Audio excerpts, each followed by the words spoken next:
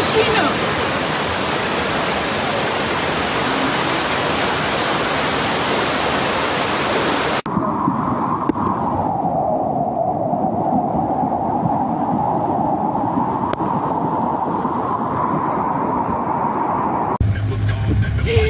Întoarce-te, că n-ai ce să unde. Păi unde-ți mă întorc? Nu vezi viitură ce e acolo.